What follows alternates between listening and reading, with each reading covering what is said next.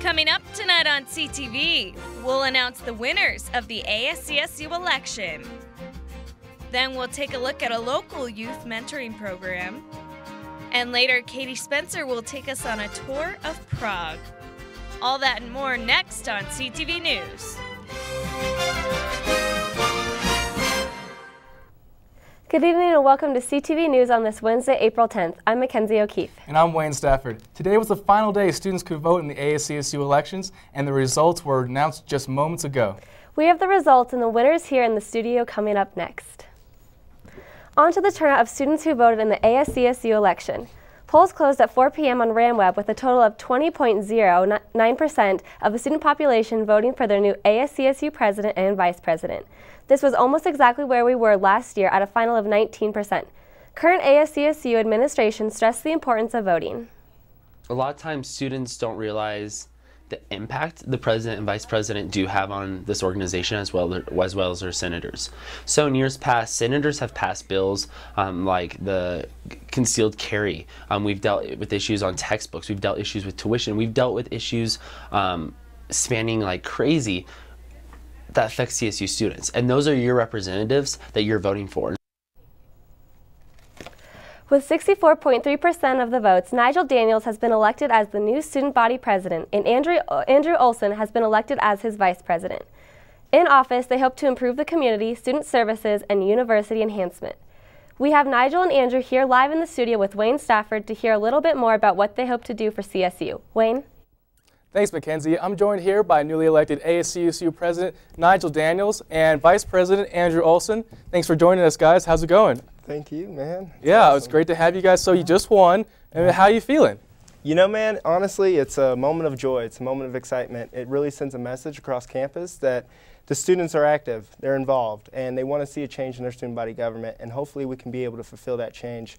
We plan to really bring in those diverse perspectives, and I think that that's awesome because we've been able to reflect that through our campaign and on, hopefully, through our administration as we move forward. Yeah, I mean, it was a big moment. I mean, how were you guys, like, what was the first thing that came through your head, you know? They called your names, like, it must be great. Well, when I definitely heard my name called, it took a second to register because for a second it didn't feel real because it was just, the experience was so inexplainable, surreal, if you will. So I don't think it has quite registered yet. I think it's going to very soon, but I'm just overly excited and every emotion in the book. Now, I know we just grabbed you guys, but have you told anybody yet? Any Twitter posts or any called your mom yet? Or nothing? I haven't been able to look at my phone yet, to be honest with you. I'm just trying to be in the moment. Be in the moment, hold it in. The moment. Okay, cool. What kinds of things are you guys going to be doing, first when you come into office? Any plans or first initiative? Yeah, sure. The first thing is the call to action. So we're going to be working with the current administration within ASCSU and the current administration of Colorado State to make sure that we're working to keep the things that are working going. And then we also want to look at getting our budget solidified and proposed on Monday to the Student Fee Review Board. We want to have that in line, ready to go, solidified, sound, and start working on our cabinet so we can get to work. Definitely. You guys have any, I guess, big projects you want to get gung-ho? Oh, there's a lot of different projects we're definitely gung-ho about, especially, I mean, some of our platforms like our end-of-semester event. I know that we've been very adamant about that, and I know that ASAP and campus activities really want to collaborate with us on that so that we can have those multiple experiences with those large-scale events that all students can go to and benefit from. Okay. Tell me a little bit more about your platform. What would you guys ran with?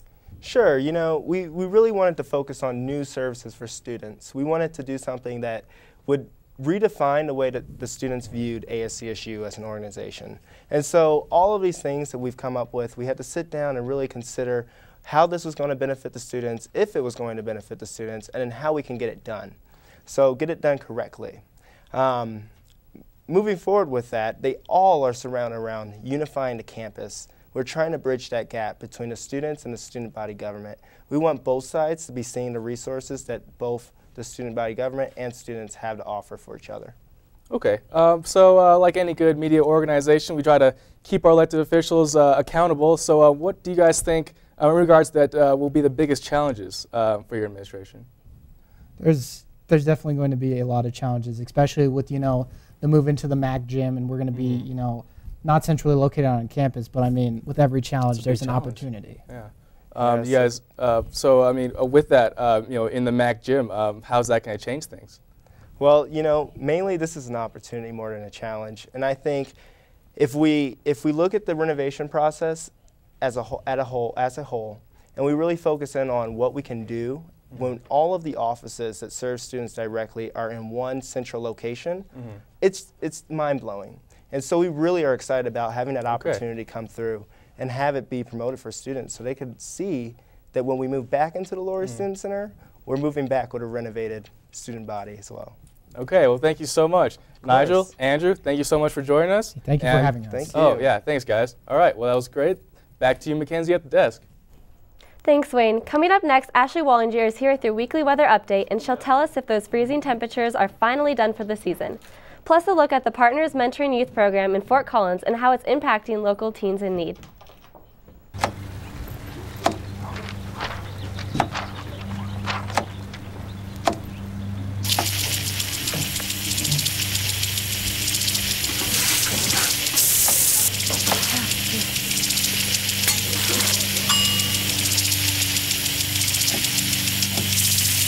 Clean kitchen surfaces, utensils, and hands with soapy water. 1 in 6 Americans will get sick from food poisoning this year. Keep your family safer. Check your steps at foodsafety.gov. So, I'm kind of new here, but I've noticed a trend. My human does this funny thing where she goes around and gets all my toys, and then she hides them in that basket by the door. You know, but it's always the same basket, and it's always in the same place. And then she acts so surprised when I find them, but, you know, she's putting them in the same basket. Again. It's like, hello, that's where you put it last time. You were the worst at hide and go seek.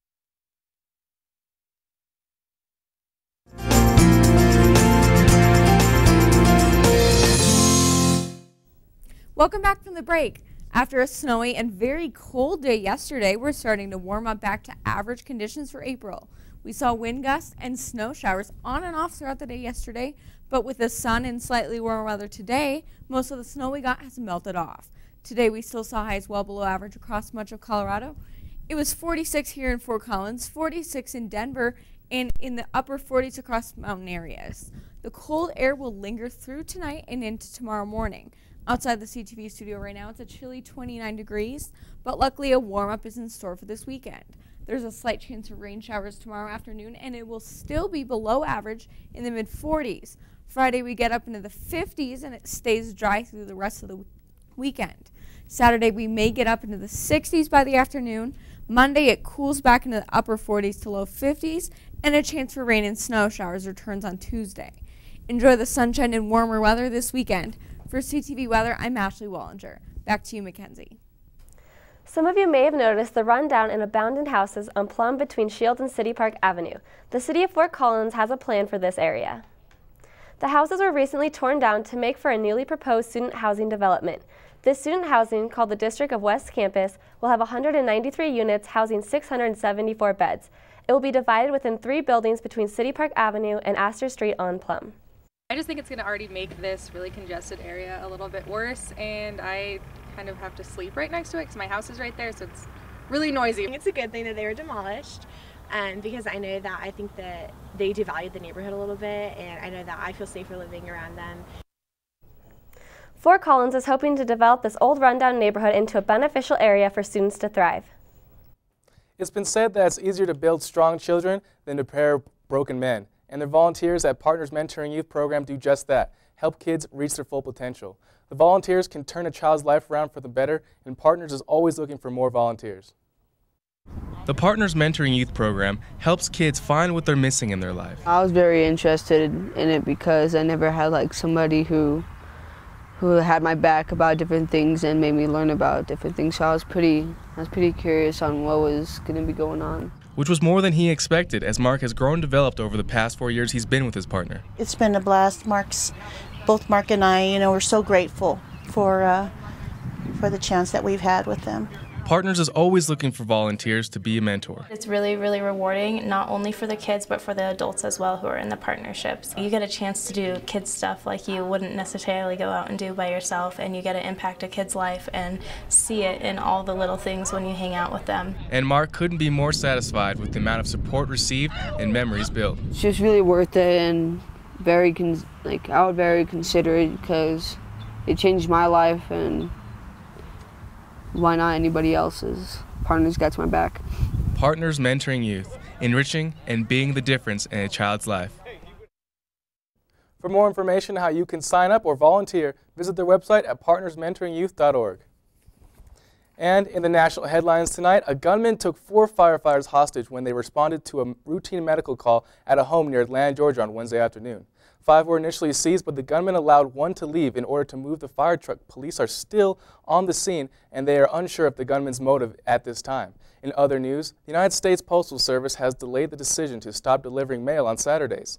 The studies show that the majority of Americans are in support of the decision to have mail delivered only 5 days a week, but Congress disagreed with the USPS decision and have asked the Postal Service to delay the plan until the end of September. The original plan to stop delivering mail on Saturdays would have saved the Postal Service almost $2 billion a year. Following up on Tuesday's random stabbing at Lone Star Community College in Houston, the suspect underwent psychiatric exams on Wednesday and said to appear on Thursday. Suspect Dylan Quick, who was accused of stabbing 14 students and sending 12 of them to the hospital, admitted to authorities that he stabbed the people multiple times because of his fantasy to kill. He also said that he was planning the event for a very long time. Luckily, all the victims were listed in good condition on Wednesday. And up next, Christian Zamora is here with the latest installment of Ram Entertainment. He will be telling us what Lindsay Lohan is up to from the past few weeks from rehab. And Study Abroad with Katie Spencer is back with a tour of Prague featuring historic castles, cathedrals, and clocks. Don't go away. So, I got this new family, and I don't know what it is about this one, but she can't seem to put down that toy all day long. Tap, tap, tap, tap. Oh, and she even talks to it. She talks to that more than she talks to him. What's up, bro? Nice shirt. Who's she talking to? Her mom? She talks to her mom a lot.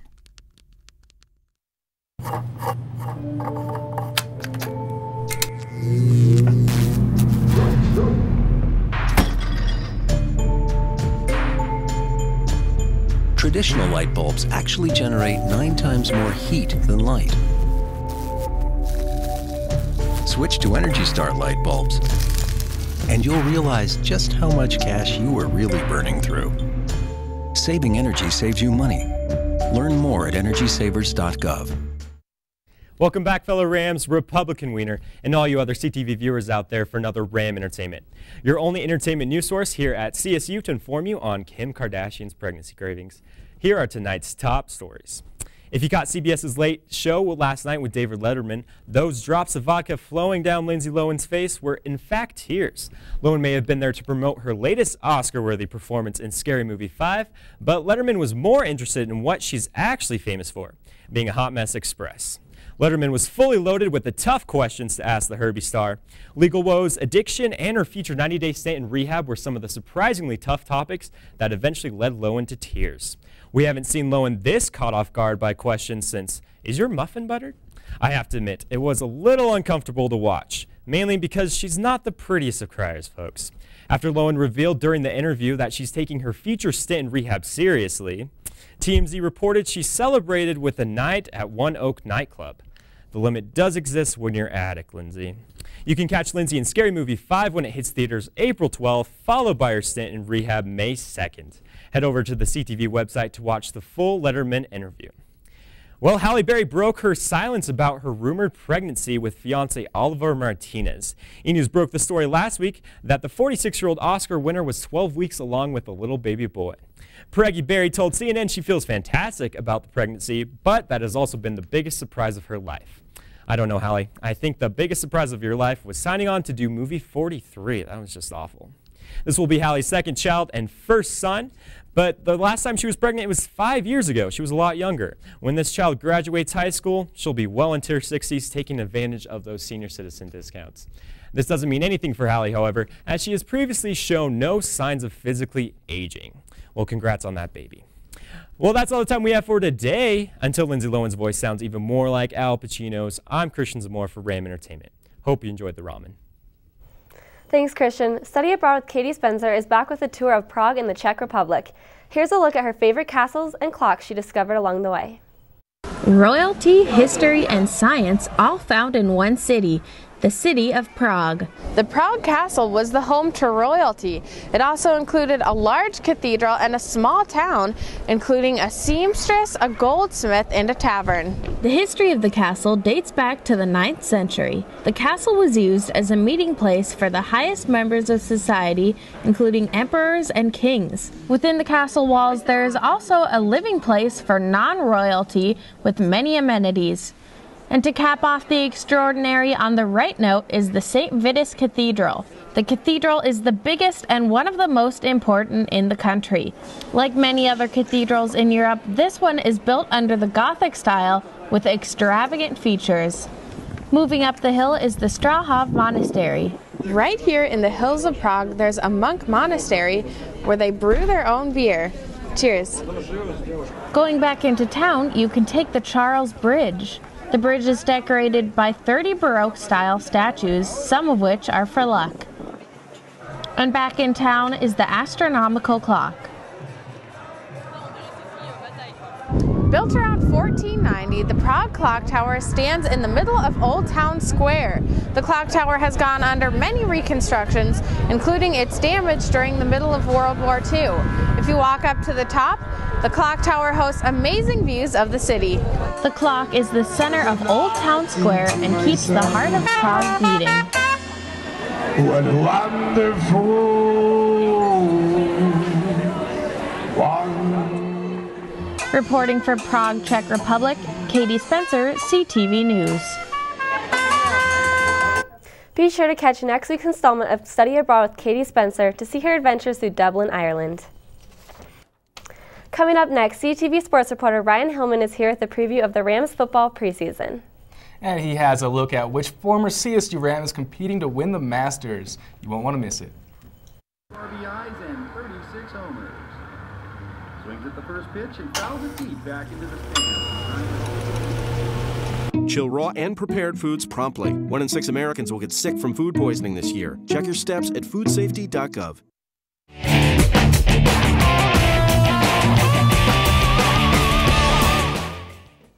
The Masters kick off tomorrow. Tiger Woods, Rory McIlroy, Phil Mickelson, Bubba Watson, who won it last year with that incredible shot from the trees, and Martin Laird will all be competing for that famous green jacket. You're asking who? Yes, Martin Laird, former CSU Ram golfer who graduated from CSU in 2004. Laird just won the Texas Open this past Sunday. He shot a round of 63, tying the course record. With the win, Laird booked himself a flight to Augusta to compete in the Masters. Laird tees off at 9:29 Mountain Time tomorrow. He's paired with Mark O'Merrill and Jamie Donaldson. Tiger Woods is favored 3-1 to win the Masters, and Martin Laird is 80-1. Laird could pull a Florida Gulf Coast and shock the world. Just saying. If you're not too busy rooting on Martin Laird this weekend, the Rams football team is holding their second annual Denver area practice, and guys, it will be amazing.